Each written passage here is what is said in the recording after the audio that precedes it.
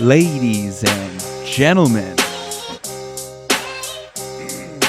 welcome back.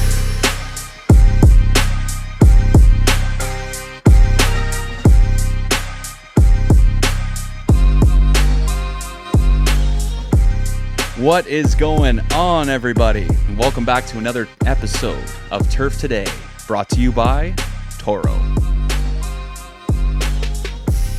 And this episode, as always, is being recorded on the Superintendent Network. And ladies and gentlemen, we are down in San Diego right now having an absolute blast for the GCS AA Conference and Trade Show. We hope you're down here, and if you're not, maybe next year. We'll be back in Orlando on the East Coast. Might be a little more accessible for some folks. This has been a week. We started off with the GCS AA Golf Championships, also presented by Toro. Amazing sponsor. We got to thank those guys for everything they did. That was a fantastic few days. Congrats to the winners. Congrats to everybody that got a plate, had some fun, met some friends. I might have donated a few balls to a few of those courses, but hey, we had an absolute blast and couldn't ask for anything more. We also have to shout out Mr. Craig Stanley, who took home the brand new GTX in the par 3 shootout, dropping that thing to 4 feet. Nobody else could even touch that. So it's Tuesday, which means 4 to 6:30 tonight, downtown in the Gaslamp District of San Diego, Whiskey Girl, we are having the Superintendent Network Turf Today party. Oh, this is going to be good. If you can RSVP through our Instagram, go for it. If you have already, fantastic. If you haven't and you can't, come on out. It's going to be so much fun. Wednesday, you're going to find us on the trade show floor. We're going to be out there with a lot of stuff going on. There's 4 different places you can find us. The Toro booth, the Andersons booth, the Redexum booth, and the Standard Golf booth. Come on out and see us. We got some stickers. We're going to do some interviews, do some pictures. It's going to be awesome. I've had a lot of people asking lately how they can get involved with the show. The best way is to go on and rate the show for us and leave us a review. That's all you got to do. We love everybody out there and appreciate all your support. Right back after this.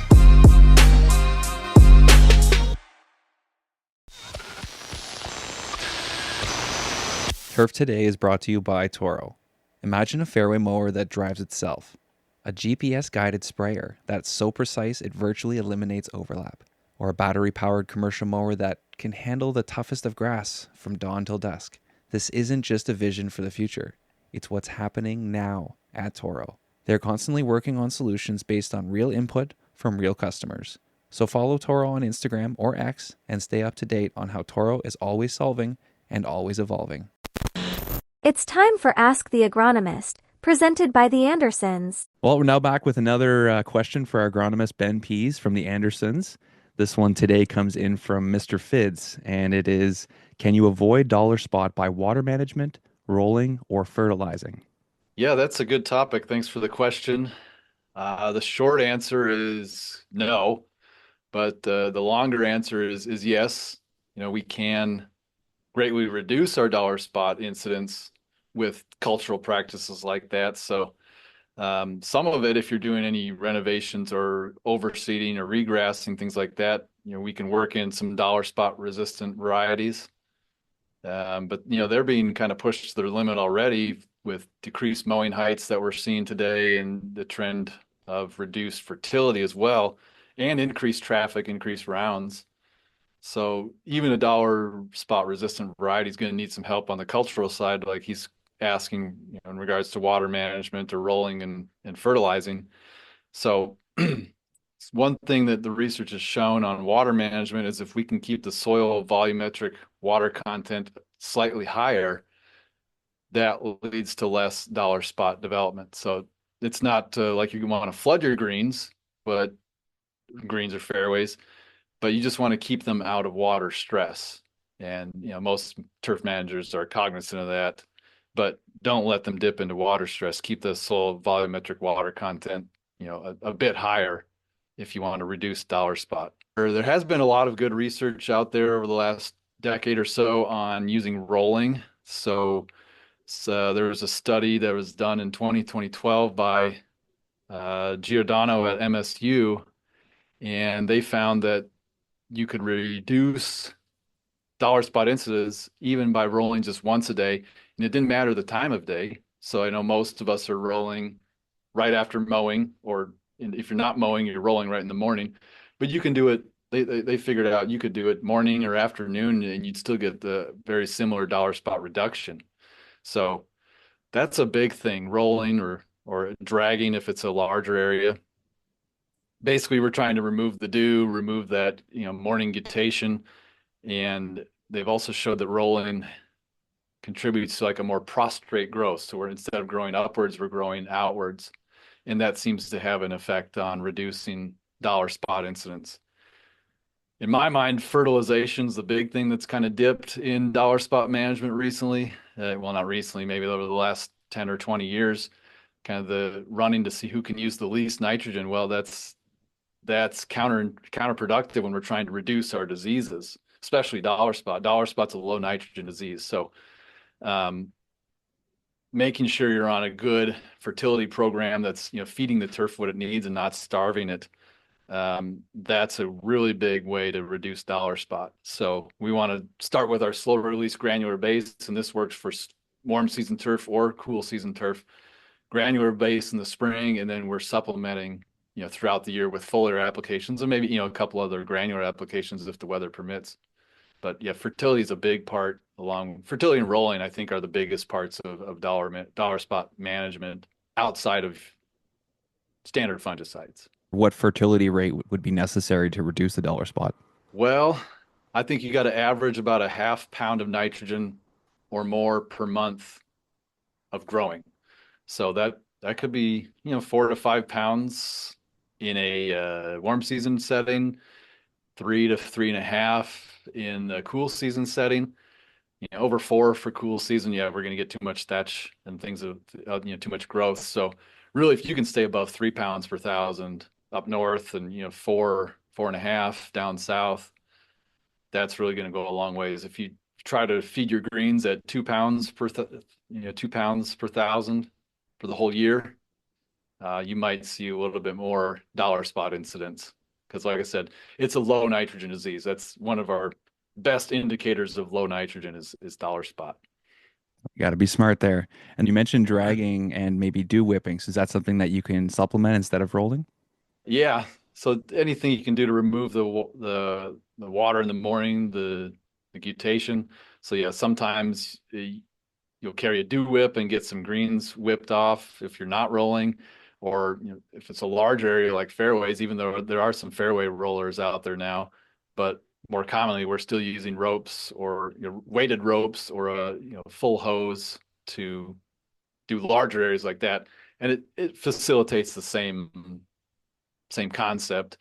Maybe there's not as much downward pressure, but you're still removing that dew and guttation, which is a big factor.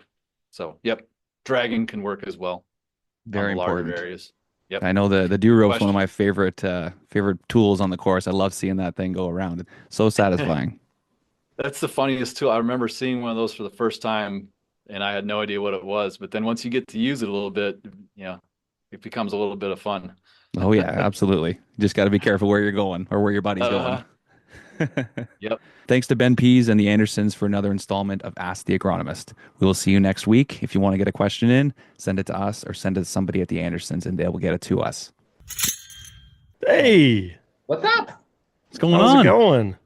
Ty just walked in. I just got here. What's up, boys? Well, it's perfect timing. Outstanding. So you got out of daddy duty today, Ty? Yeah, he's still at Rob's mother-in-law's. Okay. I need to do a little NDA stuff so I don't get in trouble with my logo. So we're just gonna. Nice. There you go. Not allowed to be seen anywhere other than on property. I don't even know. So I just try to avoid it. Last time we put some blue painter's tape over it. It looked real professional. Yeah, good one. That's outstanding. How you guys doing? Good. I was gonna say, yeah, joining us from sunny Florida, huh? Nice and warm down there, huh? Antarctica, Florida. It's gloomy. What is it, 60? I don't even think it's 60. What 50, what does it say? what do you got? Oh, 59. 59. Close. It's Oh, there you go. below. There you go. Yeah. But it was yesterday was horrible and Wednesday was so bad. It felt like it didn't get above 50 at all. It was just rainy and nasty and cold. Yeah, Yikes. you're not getting a ton of sympathy out of the northern guys here. So No. Yeah, I was talking to my buddies the other day, and they said it's a degree. It's a degree outside. They're complaining about 60. It's 60 times warmer there than it that's is right. here in That's right. Colorado. Even the North Florida guys don't give us any leeway. They're like, no, you're no. You can't cry about that. I was gonna say, didn't they get some snow in North Florida? Yeah, they Looks like did. it. Yeah, Yeah. yeah. Pensacola, a little bit in Jax. Yeah. More ice. Kind of right across the panhandle, straight across, kind of got it. Tallahassee, that kind of stuff. Wow. So people vacationing down there playing golf had to take a few days off. Well, if they're vacationing, they think it's really good weather still. We're Yeah. all bundled up and they're in shorts. So like, Oh, it's nuts. So, guys, get things started here. Tell us a little bit about yourselves and kind of the relationship and how you guys got started on this turf talk stuff. you want to start? Want me to lead? You Go lead? for it. Yeah, Ty Robb. I started in the industry about 10 years ago, maybe longer now. Yeah, longer now. 2011 is when I first started in Northern Virginia. I didn't know what I wanted to do. I failed out of a few different colleges. And then I started working on a golf course because I needed to do something. And I fell in love with it. So, working at low end executive club to start out and kind of work my way up through public and then private, exclusive. So throughout the last 10 years, I moved to Florida. I was up in Pennsylvania, worked in Texas a little bit, and then graduated from Rutgers and moved down to Florida. Been here 10 years now. So yeah, I've been longer than that. So moved to Florida and started working at Piper's Landing down the street from Rob's house here. And I guess when we first met, I found a picture of Rob in the office. I was cleaning out the office. He used to work there years before I got there. And he got Employee of the Month. And I sent him a picture of it. I said, do you want this? He followed me on Twitter at the time. And I messaged him and said, hey, you want this picture? He said, I got one at the house. It's fine. And then we would just message back and forth. And then that kind of started the relationship there. What's funny, I actually still have it on here. Oh, nice. There you go. March of 2019. That's it right there. That's pretty funny. You have that. It's saved in there. It's saved back. What did you do to become Employee of the Month, though? There's got to be a story or something. Let me see. Well, I think it was just when we were doing a renovation and I was the spray tech there. So I was doing a lot of spraying stuff out, a lot of fertilizing, all that kind of stuff. So actually, I took a picture on the tractor that was, yeah, it had a 500-gallon sprayer or a 1,000-gallon sprayer with the tractor, and that's what I took my picture of. So you tell how cool I was in the color picture. I had white Oakley sunglasses. Oh, yeah. Man, Those were stylish back in the day. That's where I was at. Yeah. They were good. They were good looking. Yeah. 2006, 2005. Yeah. Right around then. Yeah, that's when the rappers were all wearing them. Yeah, that's me. I'm a rapper. You do that in your spare time, Rob? Yes, exactly. Rappers and greenkeepers. 50 Cent. You want to cover your start on it? What's your background? I jokingly say that I've been, kind of put into this part of my life, the turf grass life, since I was really young, because both of my soccer coaches, one was a golf course superintendent and the other one ran the high school golf course that we have at South Fork. So I remember one of the first things we'd gone to practice one time and they'd aerified. And what are these little dog turds all over the field? I didn't know what we were looking at. So they kind of explained what it was. And that's kind of where it took off from there. And then playing golf with my cousin kind of got a little bit more interested in it. But used to go to school with my friend and his dad when he'd go to school during the summer. And we'd go and just play there was a 3-hole par 3 golf course. We'd just go and screw around and hit some balls and ride around with him on the cart. And that's kind of where it started with that part of it. But, working in the bag room for a little bit, actually at Hammock Creek, where I am now 20 years ago. And I kind of worked outside a little bit too. But when I was out of high school through that program that they had there, I went to Indian River State College right here in Port St. Lucie, Fort Pierce.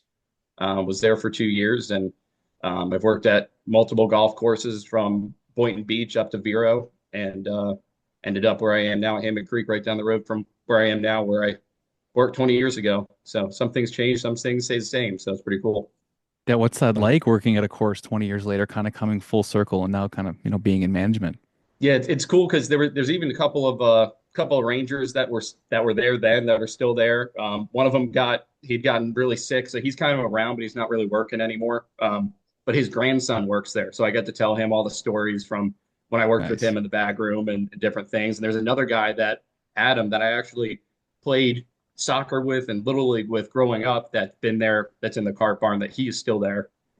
So it's kind of it's a weird thing when you see me and him together, especially when there's a minor league golf tour is ran by one of the guys that was in the bag room when I was there, and the old GM is actually one of his workers also. So you get all four of us together when they host a tournament at my place, and it's really going back in time, seeing all four of us together because all four of us were working together at the same time back in early 2000. But no, it's real special going back to some place that I feel. I also played high school golf there too, so it's very refreshing knowing that it's still there and we can keep going in the right direction that it was from that long ago. That's very cool. So I want to know how you guys connected then and what the genesis of Turf Talk is. So I started it out just kind of rolling solo. The spaces it started on X. They came out with the spaces, and my wife was pregnant, so I wasn't really going out, but I still wanted to like talk with guys in the industry. Usually Fridays you get off early and you can go out and meet up with a bunch of soups and assistants and just talk about what's going on, what you're seeing. Well, I wasn't getting that because I had to be around. I had to be at the house. I had to be there, just be there for my wife. So I started doing the spaces, and I will credit Mike Rollins because he was doing Rollins on the road, and the mechanics. They had great conversations. I would pop into their space and just listen in and give my 2 cents, and I thought it was great. So I said, I think soups assistants, we could do this. We could do this too. So I just started doing it. Called it Turf Talk, or I was doing it every Tuesday. So Turf Talk Tuesdays. People would just show up, join in, and we just talked about whatever it was. We didn't have any topics or any content we wanted to cover. It was just getting in there and just shooting it. And then it started to grow, and I couldn't do it every week. And I would say, hey, Rob, or Todd Lowe was an early one. Hey, can you host it? I want to keep doing it. People keep showing up. And then Rob kept coming back, and I was like, I need help with this. This is a lot of work. So then I asked Rob, hey, do you want to be co-host, and let's do this thing. And yeah. I remember getting text messages from him being like, "Hey, Turf Talk, what am I going on now? I'm trying to cook dinner. Got 4 hellions running on." It just became, it kept coming along. And when Ty was inviting me, like, hey, if we're gonna do this, let's go for it. Let's really, do this as big as we can go with it. And that's kind of where it really started. And we started pushing where we are now. Back in the early days of Turf Talk, was there any really good topics, or was there anything that was really important that kind of really sparked some good conversations for you guys that led to kind of, okay, this is something we should kind of, keep going? I just think it was really enjoyable, and we got a lot of people that you could just pop in there, even if somebody came in for 10 minutes, talked about their day. If we're always calling people if you had a problem, superintendent's that brotherhood that we all have. But you're able to go on that platform and you could talk, and there could be 10 people in there instead of you calling each individually or texting them or whatever. You can just come on there and start talking about it. We could maybe help solve a problem or make something easier on somebody, or find people jobs. I mean, it could have been something as simple as that somebody was moving or wanted to play golf somewhere and they didn't know somebody in that area, and maybe somebody knew them. Just that was the beginning, really, where it was just everybody helping each other and talking. And wasn't really a therapy session, but it kind of felt like it when you got to talk and you were able to talk to like-minded people and get some things up in the air. And I don't know, it was just nice to have when a lot of people needed somebody to talk to. Yeah, and I think in the early days, the coolest part about it, what I liked the most, was just connecting with people I'd never met before, and just having a regular conversation with them. We always go back to the one guy, KBG, that's on there. We had this random guy that just joined it, and he wouldn't really talk some of it. And I remember we finished up one night, and it was just us three on there, and we're like, KBG, turn your microphone on. Who are you? Like, what? Like, who are you? The interrogation. Enjoys turf and lives in Oklahoma, and he found us and liked it. So he just would pop on and listen to what we were talking about. He's learning, and he's got his yard that he oversees and mows it with a little reel mower, and he posts pictures every once in a while. And we actually became, close enough with him that we text him and he texts us about stuff. And we were trying to get him a job actually in the industry. Didn't really work out, but he enjoys it and loves watching. He's an Oklahoma football fan, so he gets to see that turf in a different light. And yeah, it's just something. It's not even an industry person, and he enjoyed it too. So That's very cool. Is he maybe the most random connection you've made on there? Have there been any other random moments that really stand out for you? I think he was. I think he is the one that would be the most probably. active, I guess, because there's a ton of random people that will show up, like homeowners that just have a yard that they're obsessed with. They'll just pop in. I don't know if they were friends with KBG. They see him on, they just pop in there. If there's like a residential group. Yeah, we had a They go guest around. on, and somebody came on the same thing. They didn't know anything about what we were doing, but saw whoever it was on there, and that's why they came on to listen. It's like, do you guys do residential turf, or what do you guys do? And we're like, we do grass. It's Yeah, just right. kind of anything. Like you never know what we're going to be talking about. And they're like, okay. So, So so along those lines, then residential, and you hear superintendents get those questions from members all the time. As a superintendent, how annoyed or do you get annoyed when you continue to get those questions from members asking about their lawns? It doesn't bother me. It's just Okay. simple stuff. My lawn, my yawn. My yard's the size of Rob's kitchen table. So I mean, it's easy. I just throw some seed out there in the winter. I actually had a when I first started there, one of the rangers came up. I didn't know who it was, like 'cause I didn't really know everybody there, but he came up to me and asked me to come look at his house because he just built a house and wanted to look at his yard. And his whole yard was Bahia. He's like, "How do I get this to be, better and this and that?" And I'm like, "It's gonna take a lot, man. Like, it's not just yeah. Like some people make this stuff look easy, but you got to start somewhere. You can't start with, the easiest grass to grow in Florida and go to something high maintenance. It's gonna be a lot. Like it's not something that I can undertake. I can tell you what you need to do, but I can't go do that for you. So you wouldn't recommend a homeowner building a putting green in their yard? Yeah. Is that a no-go? Yeah, it's a little bit of work to maintain. You can do an AstroTurf one. They don't got to do anything to it. So Looking at There's still Rob's some work backyard. to that, man. You got to still put some infill down and some sand and brush it out. But yeah, no, definitely Keep not the the same. weeds out. yeah, exactly. We did Rob's backyard, so we actually did a job where a caddy wanted some turf for his townhouse.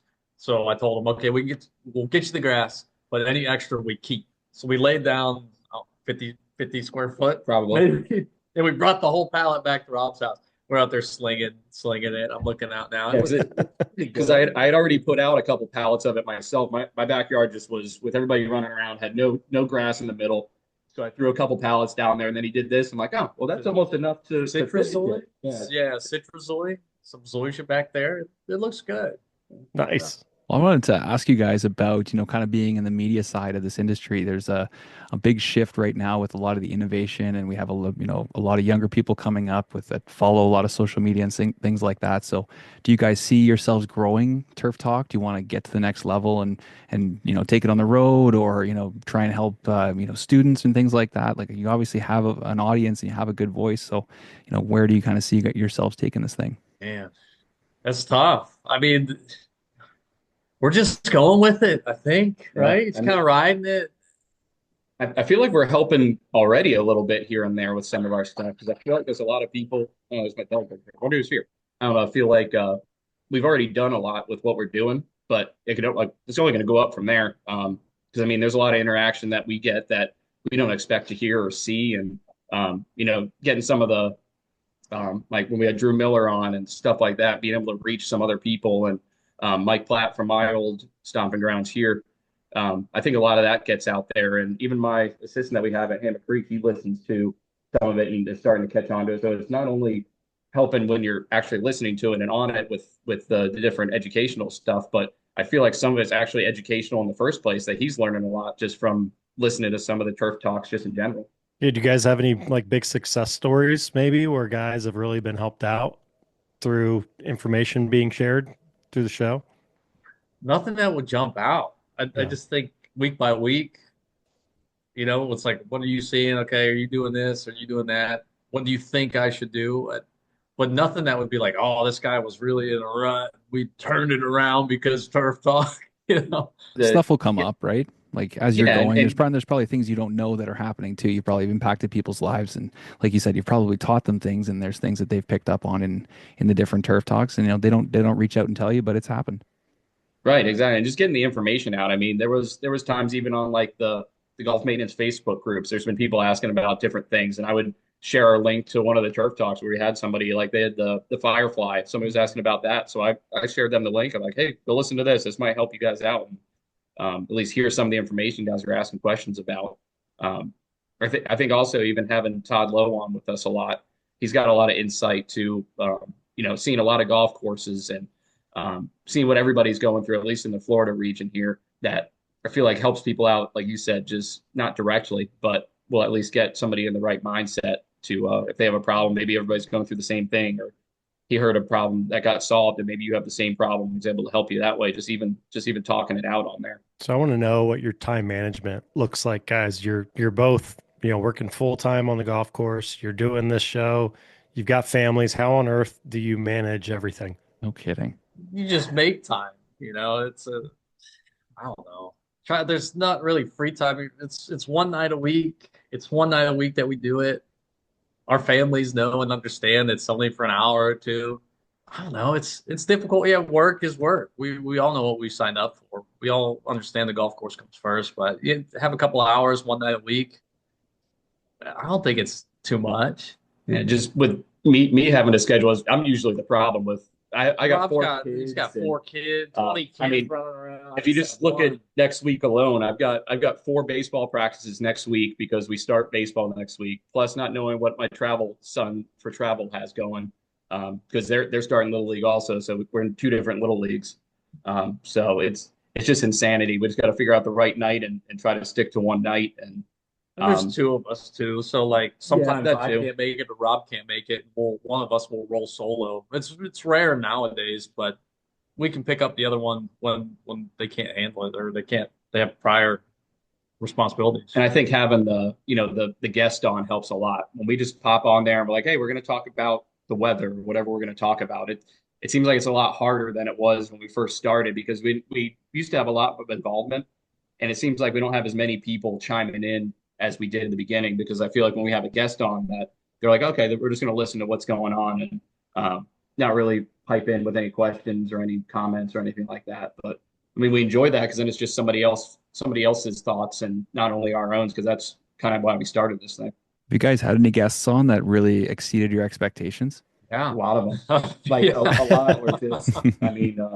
That's like us too. We're usually just like, oh my gosh, he's good. Oh my gosh, they Yeah. were awesome. I mean, one really cool one that we need to visit it sometimes when we had Bjarni, the superintendent that's in Iceland. We had a lot of technical difficulties with him. We kept losing him and having to get back, so it was really choppy.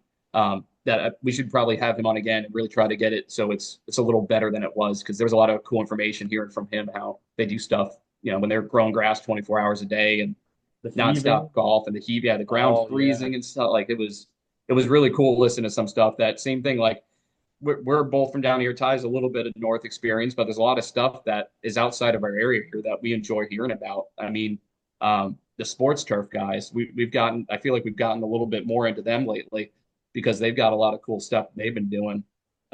Ryan Bjorn up there that takes care of all the New England Patriots and the New England Revolution fields, had a lot of cool stuff, and they're changing over their grass to, their turf to grass for FIFA and the World Cup. And we're gonna have a couple more on that have that same type of thing going on. So I think I was listening to the USGA podcast, and they said something about they had Travis Hogan on, and they were saying the golf course guys always want to know about sports turf owners want to know about golf courses. And we're kind of like, yeah, they have the same thing but smaller footprint, but under the microscope a little bit more than we even are. That's so funny. We actually spoke with Tanner from SoFi Center this morning. Did a little bit with him. Nice. Oh, cool. We had a lot of that conversation talking about how those two groups don't interact as much as they probably should. That's Right. pretty interesting. You brought that up. I want to go drive down there and just go see his plots out there. I mean, it's 30 minutes from my house. It's not like it's far away. So I should just drive down and go see him. Yeah, You go should. see it, check it out, get some tickets, and be a part of one of those events. Yeah, exactly. That's awesome. So you mentioned earlier, it's not necessarily meant to be therapeutic, but for you guys, is that an outlet for you to kind of vent and almost have a little bit of a therapy session for yourselves then? Yes. Short answer. Yes, Yes, in short, absolutely. yes. It is. It absolutely is. Got your dog a turf there, Rob? Yeah, she was running around trying to bite my butt a Oh, what second a ago. So I'll sweetie. grab her. Bite me. Yeah. Of yard turf. Doesn't go to work. We love a dog on the podcast. That's awesome. Yeah, just to get out and talk about it. I don't get out as much as I used to, and just doing it on Turf Talk, it helps. It helps. Sometimes either one of us will have a bad day, and it'll really, you could feel it. It's kind of weighing heavy on you, and just talking it through with someone like, man, this is just, I don't know what's going on. It's like, you got this. Hey, we know what we're doing out here. It's gonna get better. It's not gonna get worse. You know what's going on, and And Ty's talked me off the ledge a couple times with Yeah. stuff going on down here because we've had some horrible winters last year and this year. I mean, we've had some good times and bad times this time, but when it's those streaks of it like that, it's no fun. So sometimes everybody needs a little pick me up sometimes. What do you guys see as things that we can start doing to really start helping some of the younger guys, or some of the people that are coming up in the career right now or in the industry right now? we're doing a good job getting information out and showing people what we do in our industry.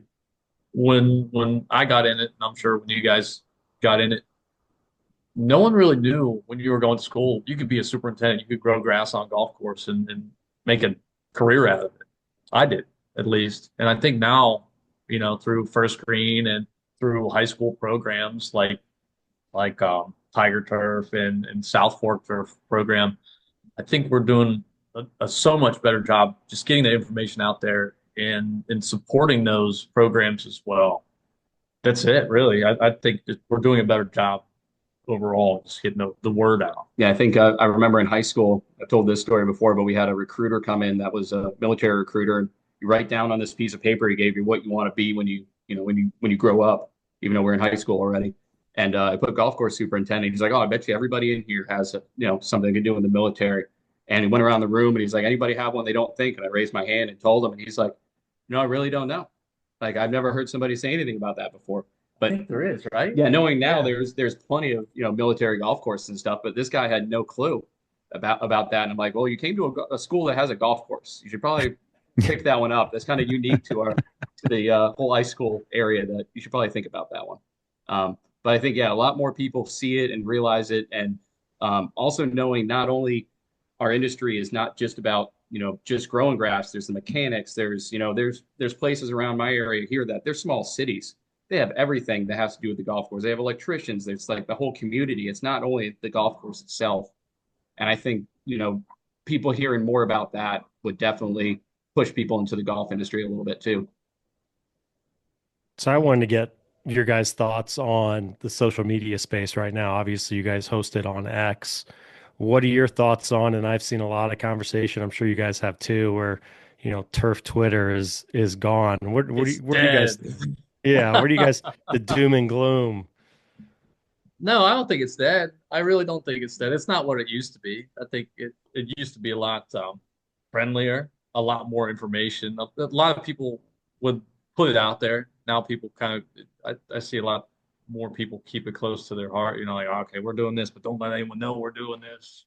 It's different, but I don't see it going away. It's still an information avenue. I mean, there's always other ones, but I still feel like that's one of the better ones because you can get it, real time. And some of the other Facebook groups and stuff. Yeah, you can post something now, but you might never see it. You can always go back in a timeline on X and be able to find stuff a little bit easier that way. Ty, I've got to ask you, and I don't know if we're allowed to mention where you actually work, but do you feel semi-handcuffed in that you're probably not able to share a lot of what's going on your property? Yep. Yes. That's all I'm allowed to say. Yeah. I found myself in the principal's office more times than I'd like to. And really at the end of the day, I'm just talking about something I love doing and somewhere I love being. So but yeah, sometimes I gotta I'll put the training wheels on, I guess, or there's got to be a better word for that. But yeah, Rob, is a totally different scenario for you. You're Rob's pretty the open, complete able to do opposite. whatever. Yeah. Yeah. They Being at like the exposure. the semi-public golf course, yeah, I can have a little more free space to say what I want to say about it. I mean, yeah, you don't want to throw anybody under the bus or do anything like that, but I could talk about what I'm doing, what I'm seeing, and all that stuff, and not really worry about that I'm going to get sent to the principal's office. Yeah, it happens. There's private clubs out there that don't want stuff out there. It's we've run into that before, so it's one of those things. We like to ask people here on the show about memories on the golf course. Do either of you guys have a really good memory from when you're younger or maybe in recent years? I'll give a couple. Work wise, when I first got into it in 2011, I had no idea I wanted to do this, as a career. I was out there and just failed out of my second college. and and I'm out weed eating and raking bunkers every day, and there was nobody out there. Sun was shining, wind's blowing, it's not too hot out. And I just had this feeling that came over me where it's like looking around, this is amazing. This is so peaceful. This is so relaxing. Like I could do this every day. And not every day is peaceful and relaxing, but it's amazing that we get to work outside. And then just one day I was out there working. Place was called Broad Run Golf and Practice. It's closed now. It was just an executive course. And just that's when I knew like, hey, I want to learn more about this stuff. And it just started there. A golfing one, I always think about we were playing a superintendent event. It was a 9-hole superintendent event. We were playing PGA National. It was like 6 weeks before the Honda Classic. And we were playing the back nine, and we started on, what did we start on? So we started on 15, the par three. So we started on 15, and we played up from the up tees where they had us play. And we get done. So we finish, we played 9 holes. We finish on this thing, and I'm playing with Rafael Barajas, who used to be GCSA president, Steve Wright, a giant of our industry, especially in South Florida. And I can't remember who the fourth was that was with us. But we get done on the 14th hole there, and we come around the corner, and we stop by the bear where they have the bear there and everything. And he's like, you know what? He's like, how many times you get to play where the pros actually play from? He's like, everybody else is in. It's almost dark. Let's all tee one up right here. We'll hit where the pros hit from. All 4 of us were in the water. Nobody hit the green. Nobody, but it was all 4 of us were in the drink. And we're like, all right, so this makes a lot of sense. Why it happens a lot. So Leave it for the pros. yeah, I still remember that one. That was always a really cool one to me. Was it the back right hole location there too? Was it Yeah, was it it was the tournament Sunday Sunday pin. pin? Okay. Yeah, Sunday pins. It was not easy. Like I think we did it was individual, and it was I think I actually that was the same day that we played 18 when we got to 18 there. I hit my drive, and I'm like I'm never gonna play this again. I'm gonna try to take it over the bunker where these guys take it over. We were playing up, and I hit the face of the bunker, and it rolled back in the fairway bunker.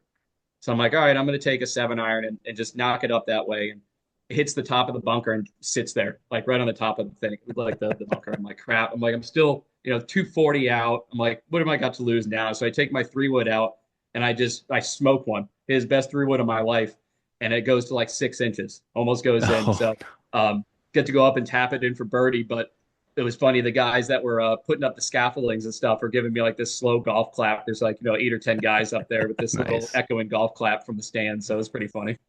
That's great. Walking So up, giving them a wave.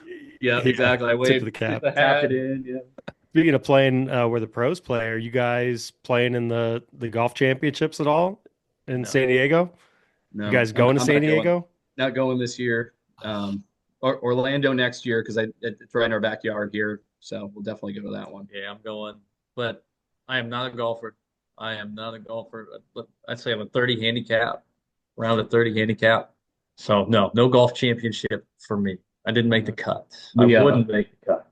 Well, we'll put it this way. We started a little segment on Turf Talk. We started asking guys questions from the rough. And the one that Ty has to ask every time is, you're 50 yards out, putter or are you chipping? And because Ty's the putter from anywhere within 50 yards, he pulls that putter out. And The Texas wedge all around the golf course. Doesn't matter. 100 yards out because I don't have the touch. I don't have the feel for that. That's great. That's all right. We were talking to some folks now that they've got the farmers this week, and they're going to be hosting the Genesis there. I think like the week after us, we're taking kind of over under bets on how many golf balls people lose out there on Torrey South. I mean, that rough's going to be gnarly. It's going to be entertaining. So I doubt you would be putting it out of that rough over there, Ty. Oh, he would give it a try. Watch me. Just try to pop it right out. Exactly. He would make it. He'd figure out a Let way. me show you something. Yeah. Yeah, I've never played any of the golf events, but I think when it comes to Orlando next year, I'm going to try to play them. I've never done that before. So, You guys part of any of your local associations, or do you guys do anything kind of outside of your own golf courses to network? Yeah, we're both in Treasure Coast on the board of directors for the Treasure Coast GCSAA. What else we do? South Florida. I'm still a part of the Palm Beach chapter too. I don't do as much with them as I used to when I was down that way.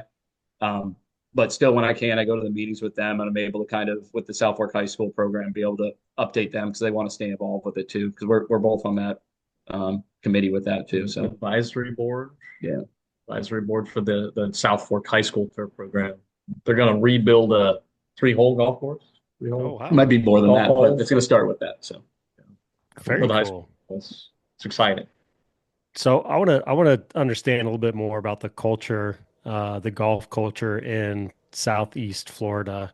Talk about the expectations of managing a golf course in Southeast Florida. I mean, it just seems to me there's so much golf there, and the level of expectations, whether public or private, is pretty high down there. Is that perception accurate? Yes. Yeah, it definitely is, especially from coming up north. They did not have things. The magnifying glass wasn't as tight as it is here, and this is year round too. So you have people coming in summer or in winter. It's not just spring, a little bit of summer and fall like up north is. It's just so much more detail oriented, at least where I'm at, where I came from. But I think even where you're at now, Rob, you get criticism. Why is this like this? Why is that like that? Yeah, because we always got to think of, especially when we were at private clubs or when I was at private club, you got to remember that all these people come down from the north, and they've been on a perfect golf course until they came down here, and they expect it to be perfect again from November 1st all the way through the end of March, April. It needs to be perfect that whole time. It's pretty difficult to do, and that where I am now, it's a daily fee golf course. We do have some members, but it's more of a fact that they just don't have to pull the credit card out when they show up every day. They've already paid for it, and they're just gonna go play 5-6 times a week. But that from November to December, we're kind of busy. We're not anything crazy insane yet. We're still doing 180 rounds a day, something like that, 160. But from January 1st to the end of March, we're booked almost every day, 240, 260 a day, and it's just wall to wall. We got to get out in the morning and do our thing. If it doesn't get done first thing there's a lot of stuff we can't do.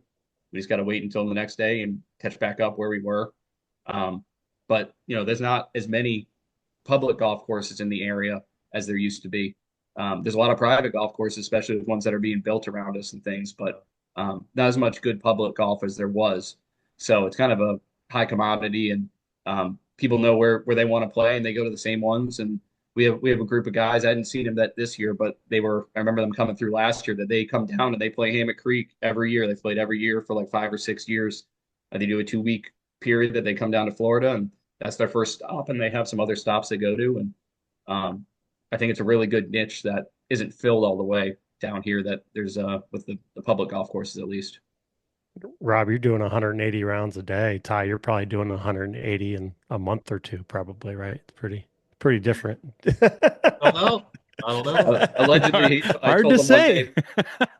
Allegedly, I told him one day we did 240, and he's like, "Oh, we got 24."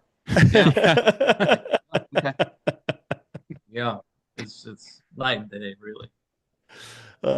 That's crazy. Opposite ends of the spectrum here. What about tournaments? You guys are obviously very busy. Have you guys done any tournament volunteering or anything like that? Yeah, I went up to Pinehurst for the U.S. Open. That was fun. The networking you do, the people you meet is just amazing. The little tips and tricks you pick up, you see how they prep a golf course, and maybe you do something similar, or you get something here, pick up something there that you could bring back to your course and use. And I've always liked doing it. Yeah, I haven't done it in a bunch of years, but the Honda, I did that for 4 or 5 years. So What's that that was called now? yeah the Cognizant Classic. Cognizant. Yeah, but that was really fun to do. I always enjoyed doing that, especially because I was working 20 minutes from there, so I was able to go in the morning, do my stuff there, go back to work for 4 or 5 hours, and then show back up over there and do my afternoon shift. So my John Spiewak was able to help me out and work with me on that, and I really enjoyed it. And Ty and I were joking about when the Olympics are coming to California, we already told Thomas Bastis that put us on the list. We want to volunteer at it. We want to. Yeah, we're that's already bucket list for Yeah. me, man. we're already ready to go, and we've got to take vacation, whatever we got to do. We're going to be there for that one, so it'll be fun. That's going to be pretty special. As long as you guys can pass the background checks, is that going to be a problem? I don't know. Yeah, Yeah, Olympics are pretty hard on that kind of stuff. They so. call me tater salad, I guess. So we'll see. That is going to be a pretty special event. It sounds like if you're already talking to Thomas, you're talking to the right guy. So that's pretty cool. you can pull some strings for us. Yeah, absolutely. With so much kind of evolution and change in this industry right now, is there anything you guys are really excited to see that's coming down the pipeline as far as just how this industry continues to change? Well, autonomous mowers. I think that we're so close. I don't think that they're there yet. Don't think that they're there yet, but I can feel it. I can feel like it's coming, and you send all your fairways and your tee mowers out, and one person watches over them. You just let them go. They're not going to be sitting on their cell phone, or they're not going to call out sick, and lines are always going to be straight. I like that. I really do. I think it can really help out everyone. I think on those kind of the same lines, the drone sprayers, that keeps piquing my interest every time I hear about it. They use it a lot in in the orange groves and a lot of the roadways and stuff. They do some road banks and stuff with them. I think there's got to be an application for golf courses, especially down here where like I was saying before, doing 240, 250 a day. You don't have time to go spray fairways and that kind of stuff. You gotta be able to keep up with it. So if you can figure out a way to put one of those babies out at night and go do some of your spraying for you, I think that would help out a lot. So my dog's eating something. We could just start hearing some Christmas vacation hacking under the table here soon or something. The warning signs. Yeah. My shoes. No, Yeah. You talk about the autonomous mowing, Ty. I mean, how do you think that's going to benefit the industry? I mean, is it simply just because they are there, they're not going to be calling off sick and that's Well, yeah. You can focus. You can send your labor that does get there. If you have labor issues, which we've had since COVID, yeah, there's your labor. It's right there. And if you do have labor, you can focus on other things. You can reallocate. Instead of you mowing fairways, you're going to go over here. You're going to put some detail into this, do bunkers or do landscape. That's another thing I would like to see is a bunker Roomba, I call it. I don't know if they have one or if they're coming out with one, but I would love to see one of those things. You throw it out there, it breaks the bunker, you throw it to the next one. maybe the drone could pick it up and drop it. Yeah. there you go. That'd be perfect. Air strikes with the with the bunker Roombas. You get rain, you're like, I'm not going out there. Just pick it up with the drone, fly it, drop it. Have the in. little backhoe blade on it to push the bunker faces up. Be a whole thing. We're not supposed to release too much right now, but we did talk to somebody the other day that said that there will be one at the show. So that will be fun to see. Got to go find it. I'll You find them. have to walk around and find it. Yeah. Yeah. That's awesome. Very cool. Well, this has been fantastic, guys. This is your show. We'll kind of open it up to you. Is there anything you guys want to talk about? Getting out to San Diego. I'm excited for that. I haven't gone in a couple of years, so getting out there, seeing people I haven't seen in a while, seeing new bunker Roombas that might be coming out, and seeing California too. I've never been out that far west in the country, so I'm excited for that. I'm looking forward to that. Yeah, it'll be neat. This episode is actually going to drop the Tuesday of the conference. So people that are down there will be listening to all of us during the conference. So is there any advice or tips or anything that you guys have for people, whether it's the showroom floor or it's the show in general? Well, I've always heard, and I've done it this way and saw a lot of cool stuff. Walk around the outsides of that show. Walk around the edges. That's where all the up and coming innovative stuff I feel like always is. And you see a lot of the smaller companies that are coming out with really cool technology that, I'm sure some of these bigger companies will end up purchasing and putting into their own platforms. But I feel like it's a where all the big stuff really gets shown up, and get to see some of the really cool, innovative things. That's good advice. Don't be afraid to talk to anybody that you see that you might want to talk to or know. I'm like, we're all the turf nerds walking around. With my somebody told me that they thought it was called Turf Con. It was kind of the Comic Con of turf. So That you was know, Spatty. that it was Yesterday. Spatty was talking about it. Yeah. Yeah. So he's like, don't be afraid to start talking to somebody. Everybody's got their names on there, but everybody tries to hide them or flip them over or whatever. And yeah, don't be afraid to just say hi to somebody if you don't know who they are, and talk to people. It's the only way you're going to know. And you never know, it might make a connection that helps you out someday. So, Patty Guys, from Cali. yeah, yeah. Coach Costa. Oh, nice. Yeah, I've been trying to see him the last couple of times I've been out in California. Just timing has never worked out. But yeah, awesome. maybe this trip. Let's see Yeah, him. well, he's up north. He's up in San Francisco. He's in the I think East he's Bay. going, right? But he's going to be there. I'll probably Oh, touch yeah. base with him again when he's out there. But Ty, when you're out there, make sure we've got a little get together Tuesday afternoon. So make sure you stop by. I'll send you the link Send it. as soon as we get Yeah. off this call. I'm excited to go. That when you guys did the arcade thing, well, that was Yeah. in San Diego last time you were there, right?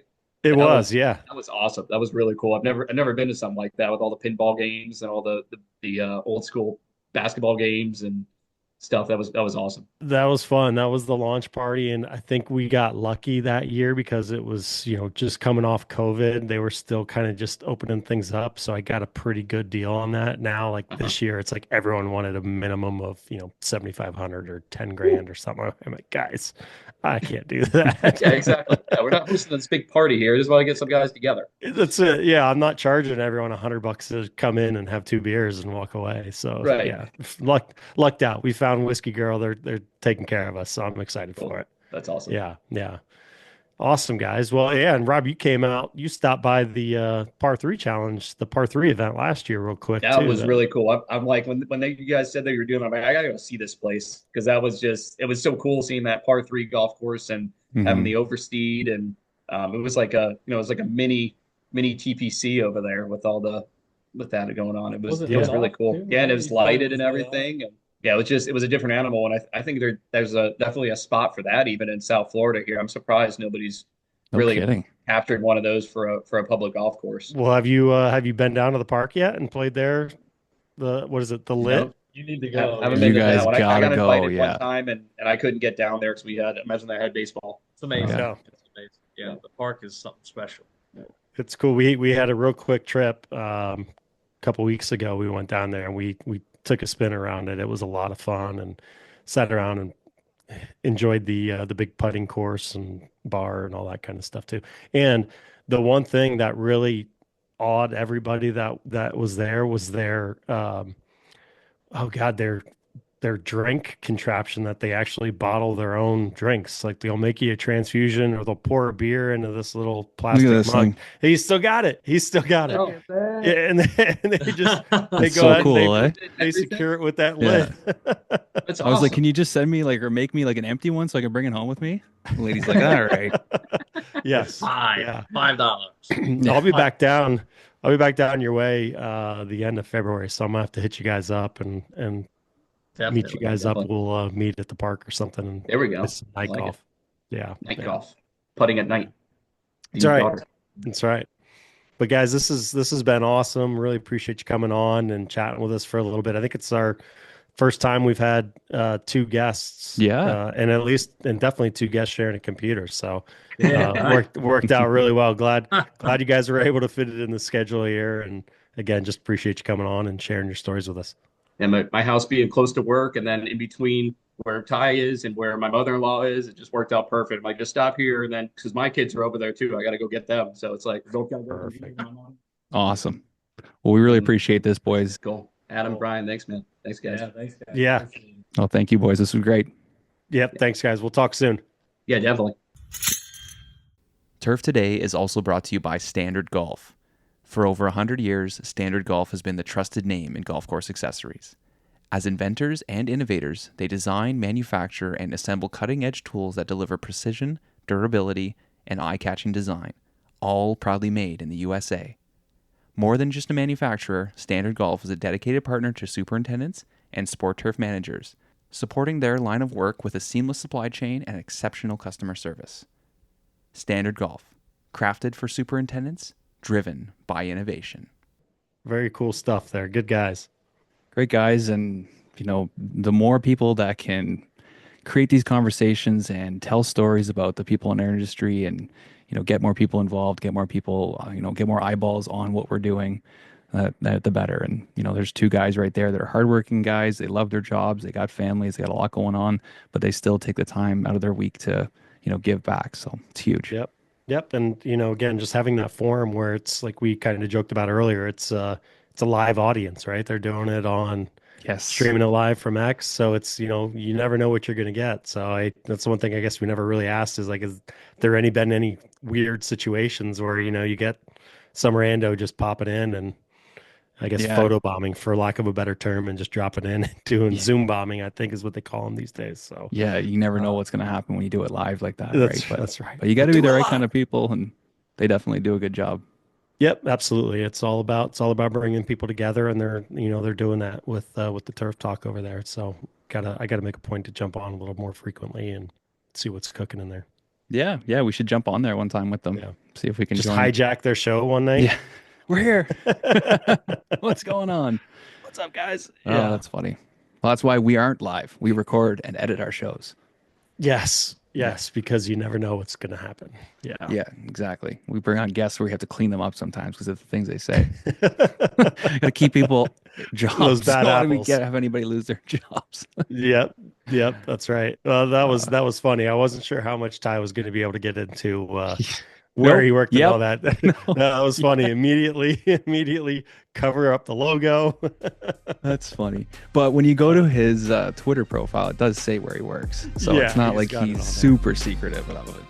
Yeah, he's got it on there. So I think I tell you the story when I tried to go visit there a couple of years ago. Yeah. It's like, I don't think my owner would want that. Like, okay, understandable. No problem.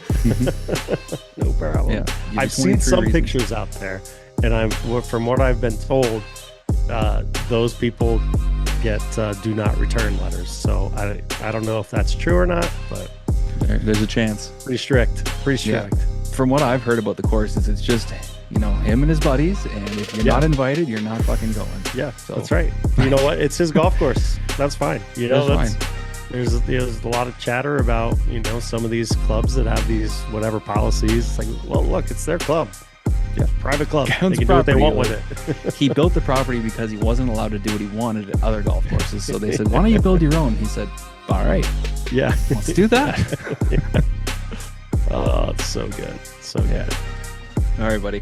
All right, man. Have a great weekend. Good luck at the tournament. Appreciate it. We'll be in touch. I'll send you some stuff. Yeah, please do. We'll see you, man. Take care.